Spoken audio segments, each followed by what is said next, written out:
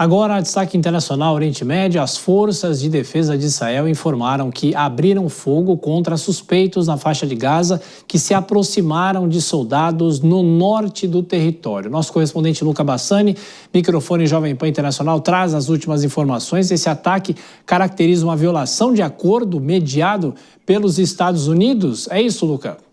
Boa noite. É isso mesmo, Thiago. Boa noite a você, a todos que nos acompanham aqui no Jornal Jovem Pan.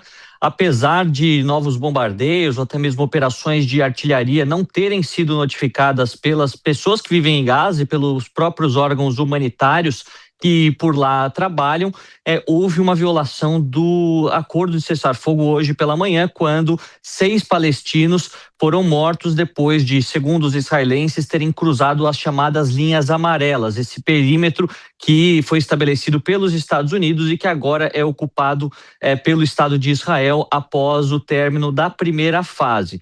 De acordo com testemunhas, os soldados se sentiram ameaçados e então resolveram abrir fogo porque aquela região já estava decidida como uma região fora dos limites da população de Gaza, mediante o acordo previsto. Todavia, depois deste embate, não há nenhum tipo de novas notificações de quebras do cessar-fogo, que continua vigente, apesar das várias incertezas que nós já listamos aqui durante os últimos dias. Por enquanto, não se sabe sobre o retorno definitivo de todos os corpos daqueles reféns que faleceram durante os últimos 2 anos, além da própria reconstrução da faixa de Gaza. Quem será responsável por isso e quem ocupará o cargo político, a administração política do enclave, considerando que nem Israel nem os Estados Unidos admitem um futuro com o Hamas no controle. Obviamente que isso será discutido de acordo com os norte-americanos a partir desta semana, com novos encontros no Egito para poder determinar os prazos e também quais serão estes critérios concretos por ambos os beligerantes. Bom, nesse começo de semana a gente acompanha a libertação dos reféns, né, Luca? Agora, como parte desse acordo estava justamente a liberação dos reféns vivos, né? Isso é bom lembrar, mas também nós tivemos hoje algo que chamou a atenção, que Israel recebeu corpos de reféns, é isso? É isso, naquela conta dos reféns que ainda estavam na custódia do grupo terrorista, eram 48 pessoas, 20 delas vivas já voltaram às suas famílias e outras 28 que infelizmente padeceram durante este período. Dos 28 corpos, apenas 8 foram devolvidos a Israel, 4 ontem e 4 hoje, portanto, ainda faltam 20 corpos de reféns israelenses para serem repatriados a Israel, para que haja todo o procedimento fúnebre, todas as honrarias de Estado para aqueles que faleceram neste período, e exatamente por isso, por este impasse, que Israel já avisou à ONU que não liberará ajuda humanitária 100% para a faixa de Gaza. Estava previsto no acordo 600 caminhões diários com mantimentos, gasolina e outros remédios, e agora, a partir de amanhã, então, só 300 caminhões diários até que todos os outros 20 corpos sejam devolvidos. E também o governo israelense deixou claro que gasolina e outros geradores não serão entregues apenas para as organizações humanitárias. Para a população civil, isso não será possível agora, até que a repatriação dos corpos seja realizada. A grande problemática é que tanto Netanyahu quanto as lideranças do Hamas já admitiram que possivelmente não seja viável devolver todos os corpos por não se saber onde eles estão, já que muitos dos reféns que morreram não morreram recentemente, mas desde o começo da guerra.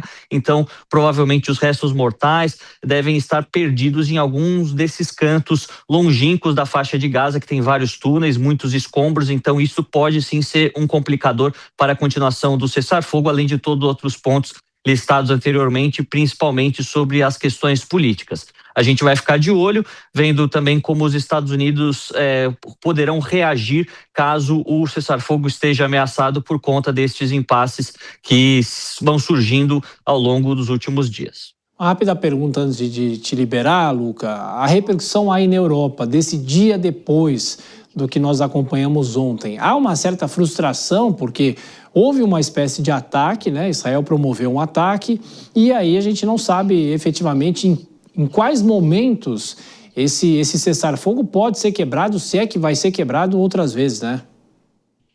Exato, Thiago. Como mencionei anteriormente, aqui na Europa o sentimento das lideranças ainda é de grande ceticismo. Afinal, o cessar-fogo ele foi costurado por Donald Trump numa manobra de negociação e muito bem executado, muitos acreditam, durante os últimos 2 dias, mas o dia seguinte, as perguntas não respondidas pelo acordo e pelas duas partes, elas abrem precedente para que haja o retorno da guerra. E ninguém quer que a guerra volte a ser o que era antes, com muitos bombardeios, com deslocados, né, quase 2 milhões de deslocados, e também essas dificuldades com a posição de Israel perante a comunidade internacional. As lideranças europeias são muito próximas do Estado de Israel ideologicamente e estavam em uma posição muito delicada. Não querem voltar a essa posição, por isso também nos bastidores trabalham com seus corpos diplomáticos e com a sua influência, seja em Tel Aviv, seja em Washington, para tentar fazer com que o cessar-fogo não seja desfeito de uma forma brusca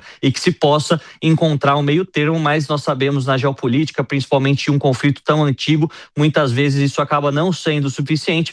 Ficaremos aqui monitorando a situação e trazendo as atualizações ao longo do resto dessa semana. Luca Bassani, nosso microfone internacional, 24 horas no ar, sempre aqui com a gente na Jovem Pan. Bom descanso para você, a gente volta a se falar amanhã. Deixa eu girar os nossos comentaristas, perguntar para o Nelson Kobayashi, houve uma espécie de sentimento de frustração hoje com esse novo ataque de Israel? Isso pode ameaçar essa paz? Pelo menos deixa os analistas de sobreaviso, não é, Kobayashi? Sempre gera um alerta, e em especial diante de um acordo que é feito com um grupo terrorista, né? E não é a primeira vez que esses acordos voltam, enfim. A nossa expectativa e a nossa torcida é para que, de fato, tudo se resolva e se conclua em paz, né, Thiago? Mas a gente sabe que ali o contexto é, de fato, muito difícil. Pois é, Vilela, de qualquer forma, a Europa continua de sobreaviso, as autoridades internacionais e o presidente dos Estados Unidos, que teve esse protagonismo recente, se eventualmente o cessar-fogo for quebrado de uma forma constante, ele deve tomar algum posicionamento, né? Claro.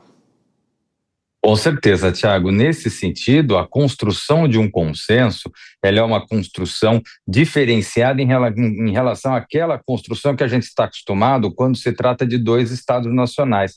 Kobayashi colocou muito bem isso. À medida que nós temos o Hamas como um grupo que não é um estado nacional, é natural que haja ali alguma dificuldade, algumas nuances durante uma trajetória de composição. Talvez episódios como o que tivemos hoje ainda aconteçam de uma forma isolada, mas eu vejo que o importante para os representantes realmente, os cabeças que estão construindo esse processo de paz, compreendam a necessidade de se avançar na negociação e de procurar construir consensos, para fazer com que episódios como esse sejam isolados e que façam que a paz possa reinar depois de 2 anos naquela região do globo. Queria tocar com vocês no outro ponto, né? Em que momento, Kobayashi, vai haver a discussão sobre o processo de criação, talvez, de um território palestino? Porque, claro que essa é uma discussão que vai surgir, inclusive a Europa está pressionando. A gente teve recentemente a reunião da ONU na Europa e o governo brasileiro pressionando para isso. Tiago, esse parece ser um caminho sem volta. A gente viu a última Assembleia Geral da Organização das Nações Unidas, em que amplamente foi aprovada a criação do Estado palestino, mas a grande discussão é quem governará o Estado palestino naquele território de Gaza, principalmente agora, depois de uma devassa que foi feita pelo exército israelense. Lá atrás, a gente se lembra do Al-Fatah, que hoje governa uma parte já ao norte, no outro território, onde mais ao norte do Estado de Israel, onde há esse governo, que aparentemente não haveria interesse deles retornarem ao território de Gaza para esse governo. Então, a grande discussão é quem governará, porque se for o Hamas, aí certamente esse conflito só será postergado e não haverá, de fato, uma solução sustentável ao longo do tempo. Esse vai ser um grande debate, e aí, como o Cris falou, a gente vai precisar de interlocutores que possam ajudar na solução desse conflito, inclusive pensando no dia seguinte, e não só interlocutores parciais, como é, no caso, o presidente Donald Trump dos Estados Unidos, que é forte aliado de Israel, mas alguns outros ali ao redor, como a gente viu recentemente o Catar participando dessas negociações, os próprios Emirados Árabes e também o Egito, que faz ali a divisa com o território de Gaza ao sul, no portal de Rafah.